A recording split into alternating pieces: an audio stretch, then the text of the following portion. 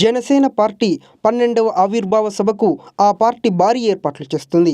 2024 సార్వత్రిక ఎన్నికల్లో జనసేనాని పవన్ కళ్యాణ్ను భారీ మెజారిటీతో తొలిసారి అసెంబ్లీకి పంపించిన పిఠాపురంలోనే ఆవిర్భావ సభ జరగనుంది. 2014 మార్చి 14న హైదరాబాద్ వేదికగా జనసేన పార్టీ పుట్టింది.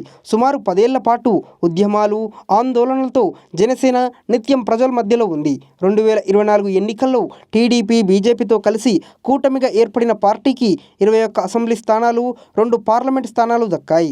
100% స్ట్రైక్ రేట్ను సొంతం చేసుకుని జనసేన చరిత్ర సృష్టించింది. ఈ ఘన విజయాల నేపథ్యంలో జయకేతనం పేరుతో సభను నిర్వహిస్తున్నారు. పిఠాపురం నియోజకవర్గం చిత్రాడ వద్ద ఈ సభ జరగనుంది. నా భూతో అనేలా జయకేతనం ఆవిర్భావ సభను నిర్వహిస్తున్నట్లు పీఏసీ చైర్మన్ మంత్రి నాదెండ్ల మనోహర్ స్పష్టం చేశారు. 1600 మంది పోలీసులతో భారీ బందోబస్తు ఏర్పాటు చేసినట్లు వెల్లడించారు. సభా స్థలంలో 12 అంబులెన్సులను, మెడికల్ బృందాలు సిద్ధంగా ఉన్నాయని పేర్కొన్నారు. అలాగే మహిళలకు ప్రత్యేక గ్యాలరీలు, సౌకర్యాలు కూడా ఏర్పాటు చేసినట్లు వివరించారు.